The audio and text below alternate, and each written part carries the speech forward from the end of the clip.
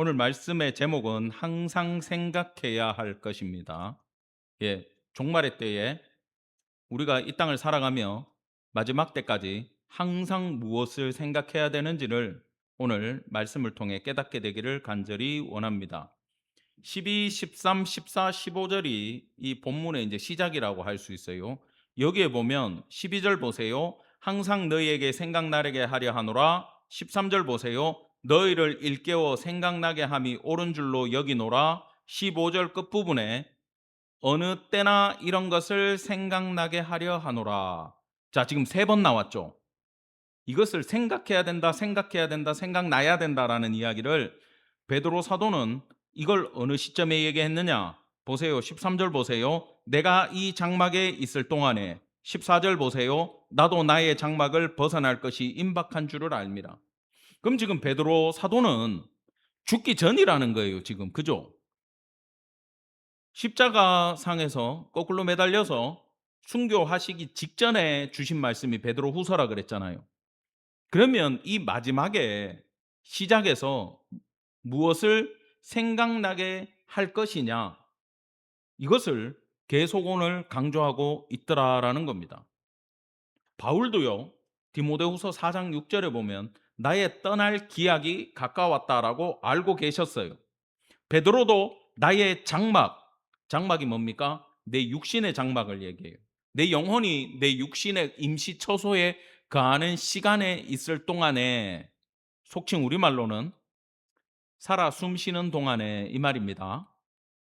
마지막으로 너희를 일깨워서 항상 내가 주님 나라에 간 이후에라도 너희는 이 부분을 생각하고 살아야 된다라는 겁니다.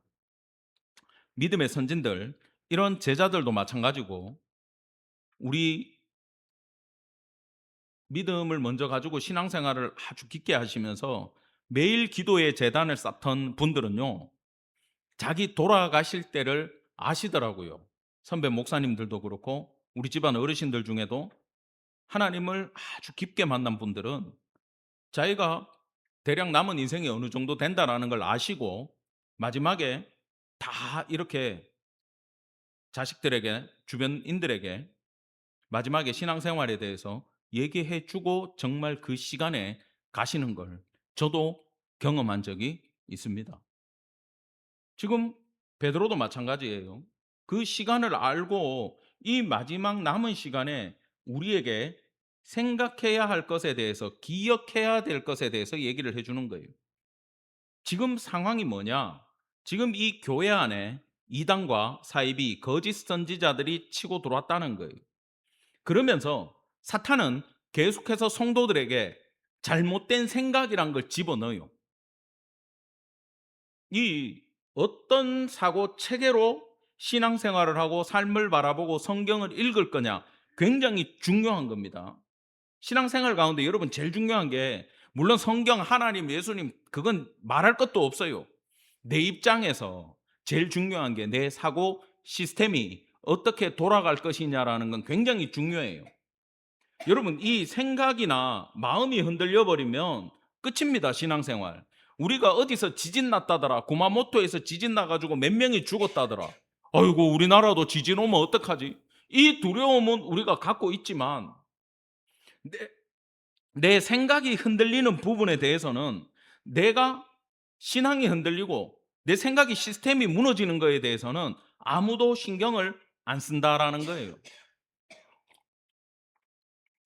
여러분, 가룟 유다가 왜 무너졌습니까?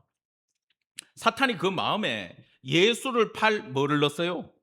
욕심을 넣었어요? 생각을 집어넣었어요.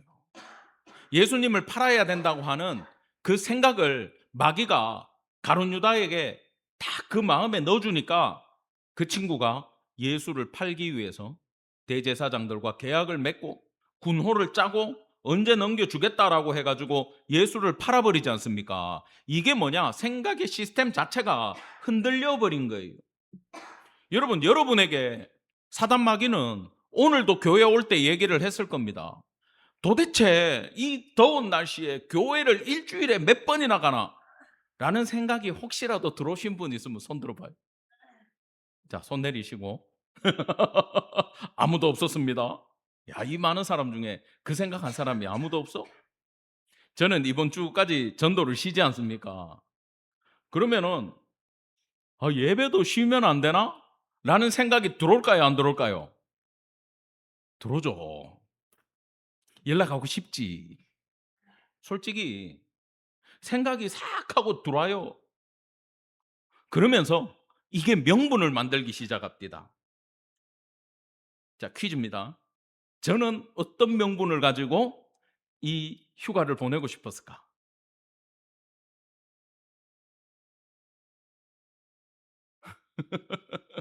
다양한 생각들이 많으신데 잘 들으세요. 마귀는요, 얼토당토안한 얘기를 안 해요, 우리한테.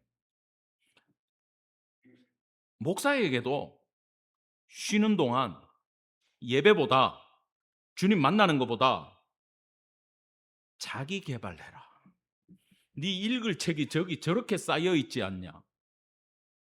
일주일 더 늦게 예배 드린다고 뭐가 달라지냐? 책 읽고 공부해라. 강의 들어라. 그러면 강의를 켜고 예배를 쉰다 그러고 내가 강의를 키면 그게 머리에 들어오겠어요? 자라 그러겠지. 더운데 나가라 그러겠지. 그러다 보면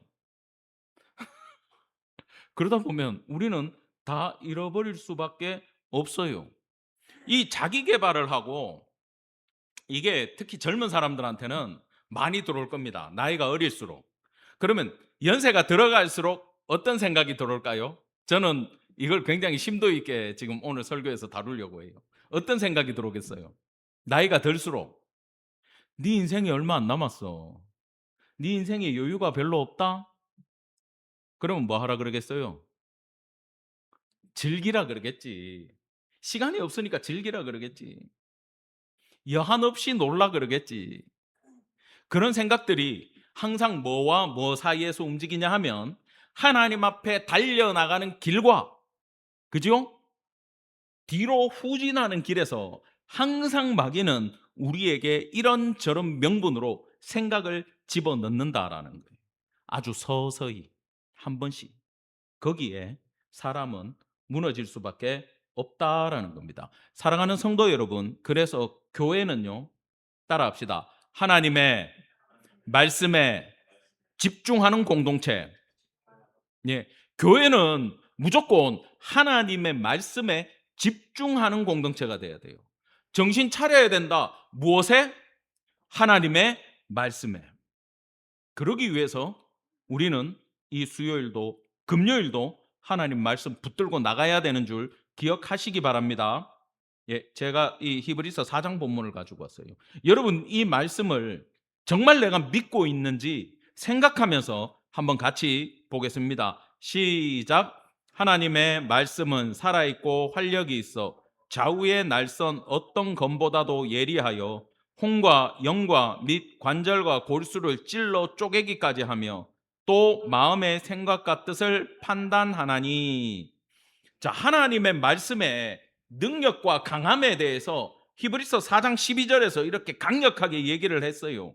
그러면 내 인생을 살아가는 데 있어서 강력한 하나님의 말씀의 무기, 어떨 때는 이게 무기가 되고 어떨 때는 이게 누구를 쪼개야 돼? 내 속에 있는 잘못된 생각과 사상과 고집을 찔러 쪼개는 일에 부족함이 없다라는 것을 믿으십니까? 이걸 믿으셔야 돼요. 하나님의 말씀에 먼저 능력이 있다라는 걸 믿어야 돼요. 그래서 이 말씀을 붙들고 뭘 바꿔야 된다?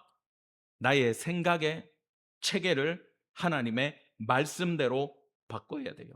지금 베드로가 마지막에 하는 얘기는 다른 게 아니라 하나님의 말씀이면 충분하다. 다른 사조가 필요 없다. 다른 사상이 필요 없다. 여러분, 말세가 될수록 뭐 해야 된다, 뭐 해야 된다가 많을 거예요. 하나님의 말씀이면 충분한 줄 기억하시기 바랍니다. 이건 시대와 상관이 없는 게 하나님의 말씀이라는 거예요. 그래서 바울도 사라지고 베드로도 사라지고 모든 제자들 다 사라졌지만, 사도들이 없지만 뭐는 남아 있습니까? 하나님의 말씀은 끝까지 남아 있다라는 것을 오늘 얘기를 해주고 있어요. 여러분, 그러면 하나님의 말씀에 대해서 우리가 잠깐 옆으로 잠깐만 새겠습니다. 하나님의 말씀, 너무 많지만, 그죠? 지금 구약에서 한 구절로 하나님의 말씀을 요약하라 그러면 저는 이 본문을 갖고 올 거예요. 신명기 8장 3절. 예수님이 사탄의 시험을 이기신 말씀이죠. 사람이 떡으로만 사는 것이 아니다. 신명기라는 뜻 자체가 다시 하나님의 명령을 기록했다라는 거예요. 출애굽기, 민수기에 있었던 사건들을, 응? 레위기를 다시 정리해 가지고 설교하신 내용이 신명기예요. 요약집이에요, 요약집. 그렇다면은 핵심이 뭐냐? 자, 제가 읽어 드리겠습니다. 너를 낮추시며 너를 줄이게 하시며 또 너도 알지 못하며 내 조상들도 알지 못하던 만나를 내게 먹이신 것은 사람이 떡으로만 사는 것이 아니요 여호와의 입에서 나오는 모든 말씀으로 사는 줄을 내가 알게 하려 하심이니라. 아멘. 사람이 떡으로만 사는 게 아니라 말씀으로 산다라는 걸 깨닫게 하기 위해서 광야로 끌고 나왔고 굶기셨다라는 거예요. 그러면서 만나를 주셨다. 이게 무슨 뜻인지 알아야 돼요. 여러분, 이건 출애굽기 16장을 배경으로 합니다. 그러면 14장에서 홍해를 건넜어요. 그죠? 그러면 출애굽기 15장에 가면 모세와 미리암의 찬양이 나와요. 근데 16장에 뭐가 나오는지 아세요? 불평, 불망, 원망이 나와요. 사는 게 너무 고달프고 먹을 게 없다라는 거죠. 그 불평 가운데 하나님이 주시겠다고 한 게 만나예요. 근데 만나가 뭐냐 하면은 여기 뭐로 나와요? 사람이 떡으로만 사는 것이 아니요 하나님의 말씀으로 산다라는 걸 알려주기 위해서 만나를 줬어요. 6일 동안은 거두되 7일 때는 나가지 마라 그랬죠.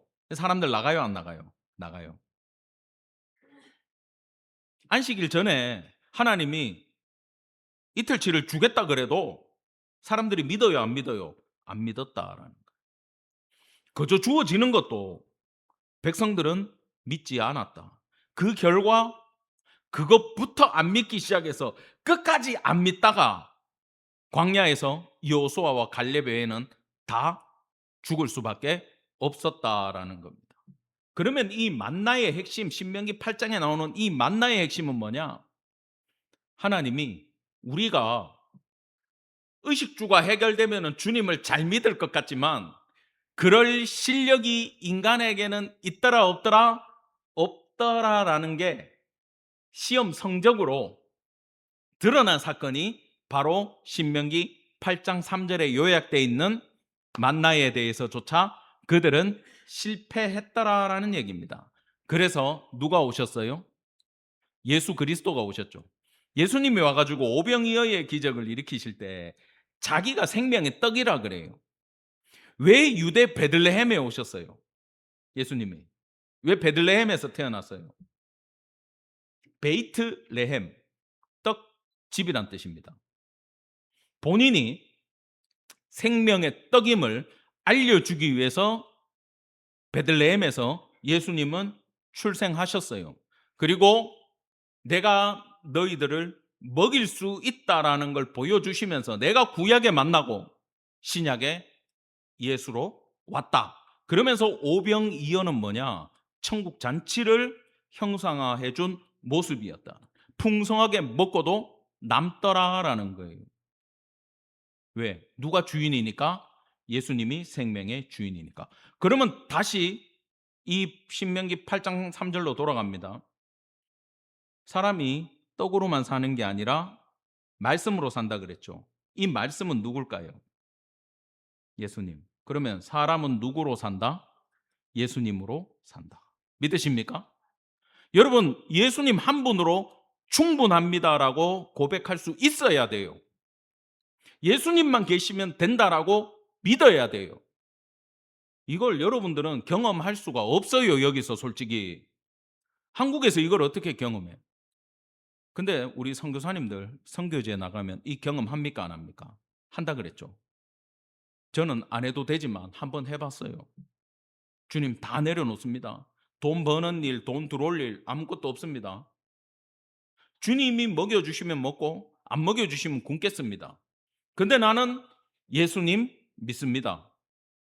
주님 생명의 떡이 되어 주십시오. 채워 주십시오. 곳간을 채워 주십시오. 주께서 그때부터 채우셔가지고 지금까지 채우고 계심을 저는 경험하고 있다라는 거예요. 근데 여기서 그 예수님이 생명의 떡으로 신약 시대에 왔다가 16절에 강림 얘기가 또 나오죠. 이건 뭐냐 하면은 오셨다가 사도행전 1장 9절에서 올라갔어요, 안 올라갔어요? 예수님이 승천했어요. 500여 성도와 모든 사람들이 보는 앞에서 다시 하늘로 올라가셨어. 근데 11절에 뭐라고 얘기했냐면, 왜 하늘만 쳐다보고 있느냐? 나가서 일해라 그러지. 복음 전해라? 언제까지? 주님이 11절에 그 얘기가 나와요. 올라가신 모습 그대로 다시 오실 것이다. 그러면 우리는 어떤 시대를 살아갑니까? 9절과 11절 사이를 살아간다 그래요. 주님은 2000년 전에 오셨다가 승천하셨고 언제 오실지 모르지만 다시 재림하시는 그 사이를 살아가고 있다라고 지금 베드로가 얘기하는 것이 바로 강림하심을 알게 하신 것이다.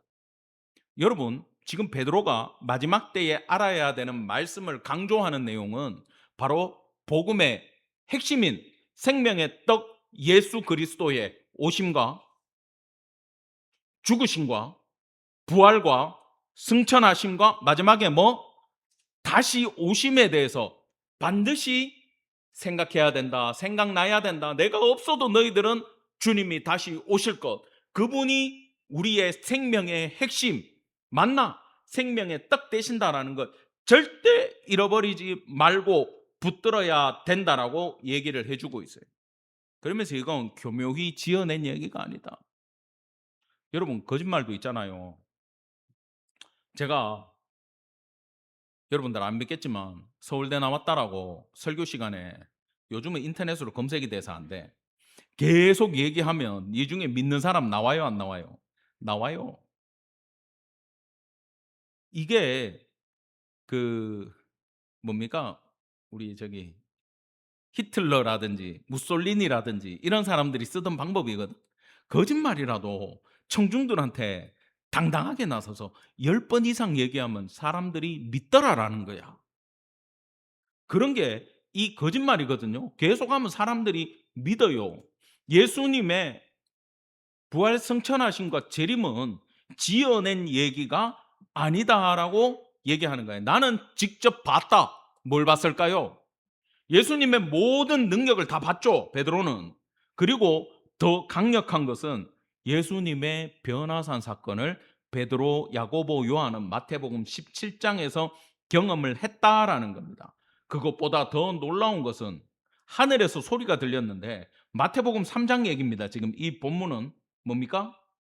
강림은, 재림은 나중에 얘기고, 지금 마태복음 3장으로 돌아가서 공생애를 시작할 때 예수님이 세례를 받을 때 하늘 문이 열리고 성령이 비둘기처럼 내려올 때 하늘에서 소리가 났는데, 하나님이 친히 예수님한테 뭐라 그랬어요? 이는 내 사랑하는 아들이요 내 기뻐하는 자라 그랬어요.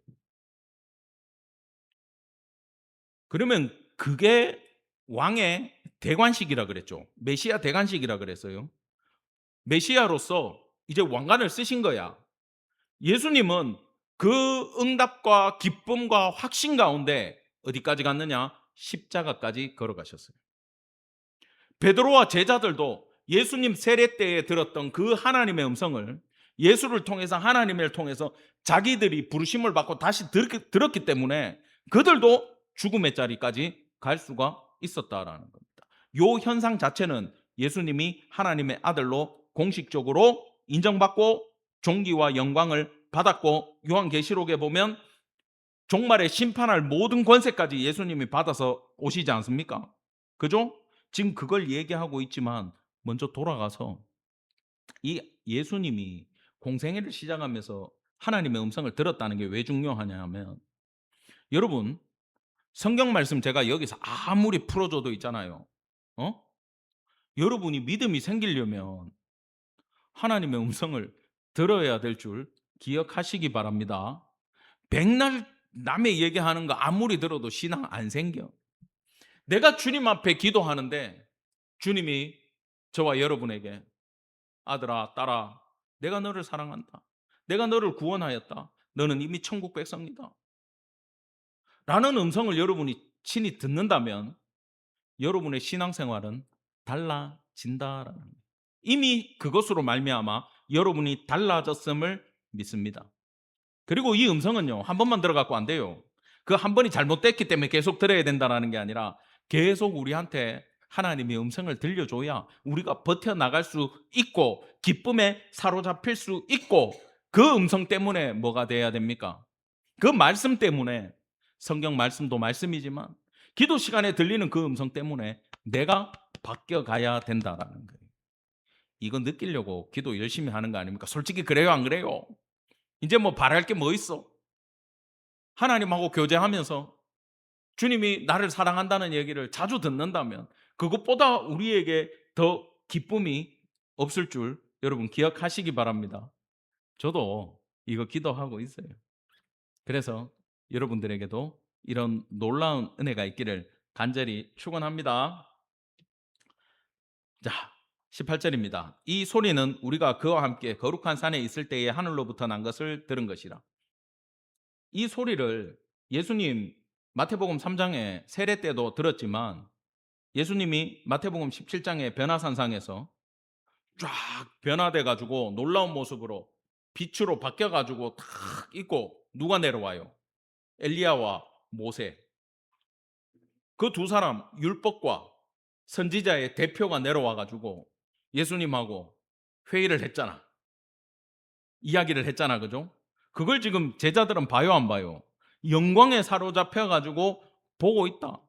그래서 나는 그 주님이 어떤 분인지 알고 그분은 올라가신 그대로 다시 오실 것도 나는 확실히 안다. 예수님 말씀대로 이루어질 걸 나는 믿는다. 지금 그 얘기입니다. 근데 여러분 19절 다 같이 읽읍시다. 시작. 또 우리에게는 더 확실한 예언이 있어 어두운 데를 비추는 등불과 같으니 날이 새어 샛별이 너희 마음에 떠오르기까지 너희가 이것을 주의하는 것이 옳으니라. 아멘. 본인도 하나님의 예수 그리스도의 놀라운 변모와 하늘에서 들리는 음성을 들었지만 내가 전달해 주는, 아직 지금 성경이 안 나왔어요. 이게, 그죠? 신약 성경 없던 때야. 아직 이게 지금 우리는 성경으로 접하지만 이 시대는 성경이 아니었어. 아시겠죠? 그러면 내가 말한 이 베드로, 수제자 베드로의 권위로 말한 이 이야기보다 예수에 대한 성경의 구약의 권위가 지금 더 있다 없다? 있다. 지금 여기서 더 확실한 예언은 이미 만들어진 성경을 말하고 있어요. 이게 베드로가 위대한 면이에요. 자기 자신에게 언제라도 포인트를 두지 않아요. 내 이야기에. 성경에 더 권위를 두고 있더라는 겁니다. 그러면서 샛별이 떠오르기까지 너희는 주의해라. 그러면 우리는 성경에서 말하는 샛별이 뭔지를 한번 짚고 넘어가야 됩니다. 자, 민수기 24장에 이건 발람의 예언이에요. 발람이 이스라엘을 저주하기 위해서 발락의 사주를 받고 그렇게 하나님이 막으셔도 끝끝내 이 인간은 돈 때문에 갔어요, 저주하러. 근데 입에서 저주는 안 나오고 축복이 나왔죠. 그 가운데 이 이야기가 있습니다. 야, 지금 예수님을 보고 얘기하는 거거든요. 이때 일도 아니고 가까운 시절이 아니야. 왜 몇천 년 지나야 돼? 근데 한 별이 저 야곱에게서 나오고 한 왕의 지봉이 이스라엘에서 일어나서 야, 여기 다 박살 내더라. 어? 그 얘기를 하는 거야. 그럼 이 별이 누굽니까? 예수님을 상징하고 있는 이야기라는 거예요. 계속 나옵니다. 요한계시록 2장에 22장에 계속 나와요. 이것도 교회에 주시는 말씀인데, 철장을 가지고 그들을 다스려 질거를 깨트리는 것 같이 하고 그에게 새벽 별을 주리라. 새벽별 누구겠어요? 예수 그리스도를 의미해요. 22장 16절은 같이 읽겠습니다. 시작. 나 예수는 교회들을 위하여 내 사자를 보내어 이것들을 너희에게 증언하게 하였노라. 나는 다윗의 뿌리요 자손이니 곧 광명한 새벽별이라 하시더라. 새벽별 누굽니까? 예수님이죠. 그러면 너희 마음에 샛별이 너희 마음에 떠오르기까지가 무슨 말이냐 하면은 우리 마음에 예수 그리스도가 모든 권세를 가지고 오시기까지 주의하고 있어라. 이 말을 하는 거예요. 그러면 지금 예언보다 더 확실한 성경의 샛별의 주제는 누굴 얘기하는 거예요? 예수님을 얘기하고 있는 거예요. 그래서 성경의 모든 예언에 대해서 우리는 사사로이 접근하면 안 됩니다. 성경을 읽고 이해가 안 되면 물어보고, 그래도 모르겠으면 시간을 두고 기도하고 기다리셔야 돼요. 누가 뭐라고 얘기하더라도 섣불리 믿으시면 안 되고, 깊게 묵상하면서 주님 이게 무슨 말입니까? 예수님 알려주세요라고 여러분 매달려야 된다라는 거예요. 그 이야기가 마지막에 나옵니다. 먼저 알 것은 성경의 모든 예언은 사사로이 풀 것이 아니니, 예언은 언제든지 사람의 뜻으로 낸 것이 아니요 오직 성령의 감동하심을 받은 사람들이 하나님께 받아 말한 것입니다. 아멘. 자, 성경은 여러 사람이 2000년인가 걸쳐서, 저자가 뭐 40몇 명인가 그렇죠? 그렇게 기록을 했지만 주제가 전부 다 뭐예요? 오실 예수와 오신 예수에 대한 기록으로 신구약은 만들어지더라라는 겁니다. 근데 성경을 사사로이 풀어버리면 여기 자꾸 뭘 대입해요? 사건을 대입하고 사람을 대입하다 보면 이단 사이비로 빠질 수밖에 없더라라는 겁니다.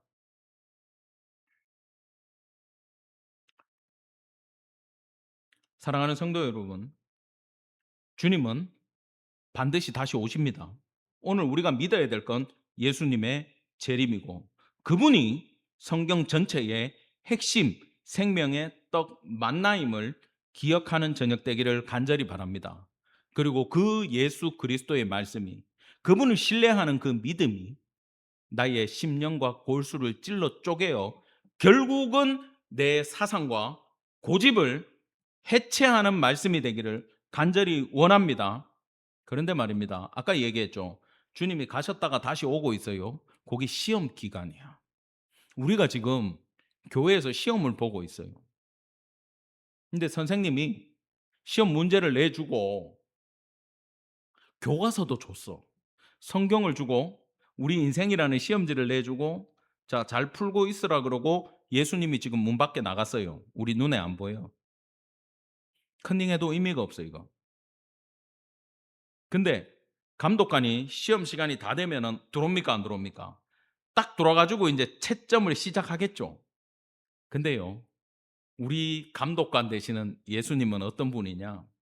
성령의 능력으로 여러분이 인생의 시험지를 풀 때 이 펜대를 같이 손으로 잡아주는 감독관임을 믿기를 간절히 축원합니다.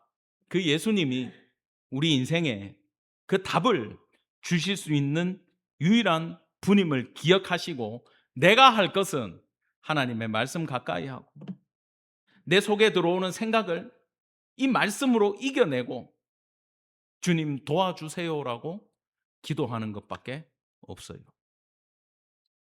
그렇게 주님 간절히 찾는 성도들의 삶에 예수께서 여러분의 인생 붙잡아 주시는 줄 믿는 저녁 되기를 간절히 원합니다.